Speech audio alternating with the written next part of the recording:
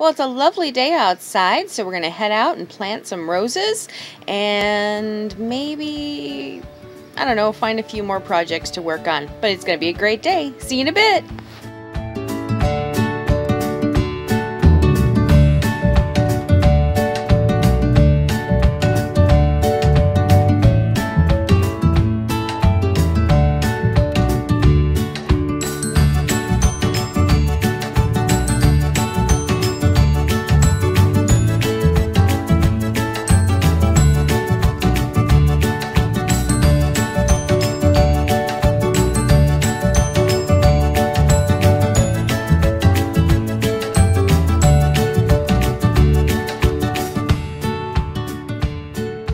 Right, well, here we are on the hill that's going to get planted with the roses. Now, this is a terribly steep hill.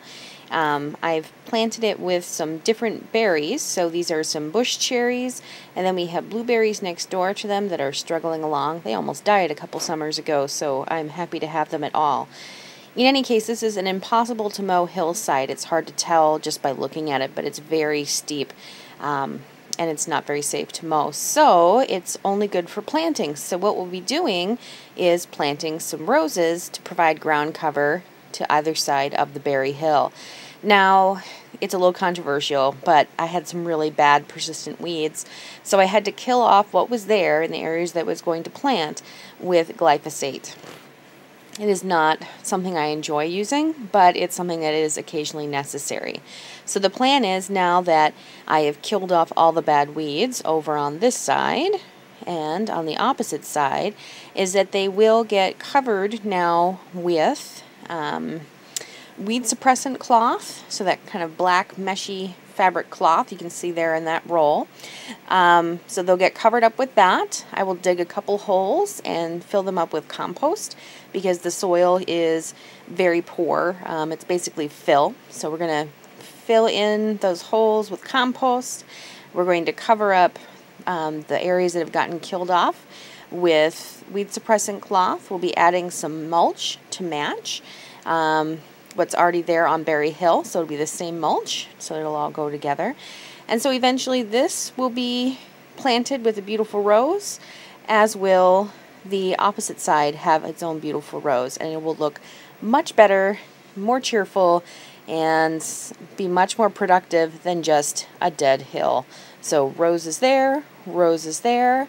It's gonna be beautiful. So you can see with the holes I've dug here, the soil is not very good at all. It's very much filled with rocks and sand, a little bit of clay, not a lot of nutrition for the roses to grow in. So what I'll be doing is amending the holes by adding quite a bit of compost, and that should make a much happier place for my roses to start growing. So a key thing to remember when you dig your holes, make sure that you can find out where they were after you lay the weed cloth down. Always good advice. And lucky for me, I was able to figure that out. These are the lovely coral drift roses that I'm planting. Aren't those just beautiful flowers? I love them. And then I don't think anything much is going to mess with them, because just check out those very stabby thorns. Good rule to remember: if you're going to plant roses, wear long sleeves. I forgot, but the beauty makes up for it. Ouch. Well, after digging and adding compost and spraying lots of mulch, there we have it, my planted hillside. Gave everything a little bit of a weed as well. It looks a little bit bare right now, but each of those rows is going to spread to be about 4 feet around. Only grows to be about 18 inches high, so it makes a lovely ground cover mat. I think it's going to look absolutely beautiful once it fills in, but it doesn't look half bad right now. Oh, Phoebe, you're such a silly dog. She just loves being out in the sunshine, doesn't she? Happy, happy girl.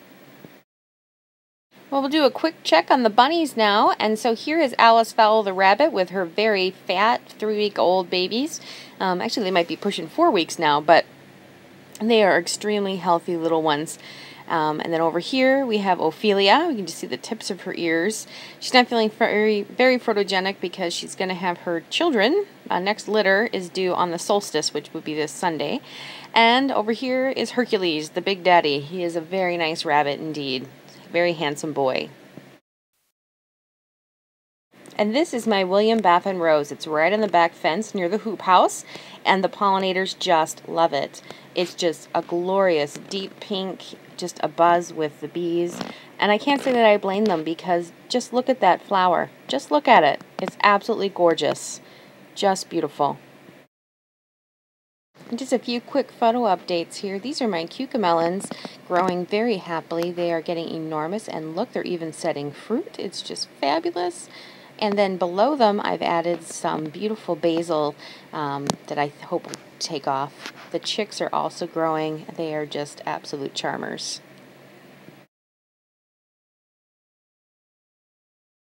Well, here we are in the hoop house admiring the Julia Child tomatoes and the Gardener's Delight tomatoes. And over here we have Marmande, which are doing very, very well. Almost need to tie them up again. And over here we have the orange banana.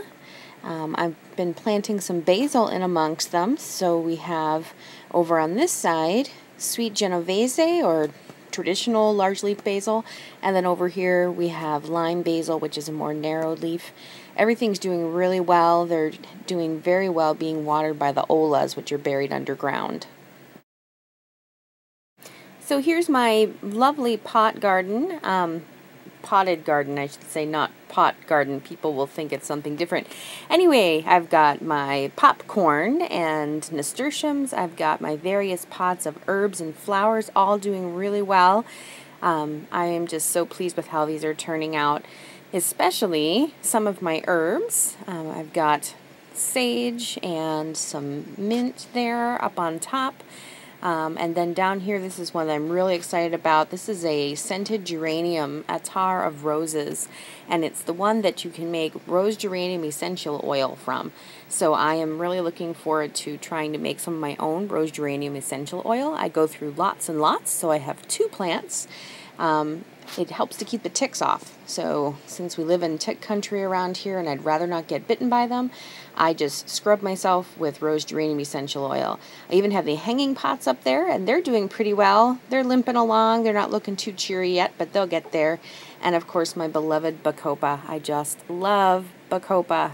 It is adorable and the bees love it. Just a little update on my straw bale garden. It's doing well too. The squash is really coming along. And of course we can't forget what happens in the pop-up. I've got 4 buckets of tomatoes. These are all orange banana tomatoes, and I've got some really happy cucumber plants. This is Manny cucumber, and it is just taking off. I had to move it into the hoop house because it outgrew its space in the vintage window little greenhouse in front. It was just far outgrowing its space. There's another Manny cucumber, actually 3 Manny cucumber plants tucked into this big bin, and it's a self-watering tub. They're really enjoying that, and so are the melons in their self-watering tubs. They've really come on nicely. They're really liking the heat in here. And of course I've got to close up the rest of that door, but it really helps to increase the heat level by zippering up one side of the pop-up. The peppers are just loving life. They're doing really well. I've got a mixture of hot peppers and sweet peppers there. They're starting to set little flower buds, so that's going to be a really exciting development. I should have plenty for salsa. Well, I'm hoping that you enjoyed your tour today. It's been kind of a busy morning, digging holes, planting roses, doing all that good stuff. So I'm going to take a break, put my foot up for a while, have a nice drink of water, then I'll head back out and do some more stuff. But until then, bye for now!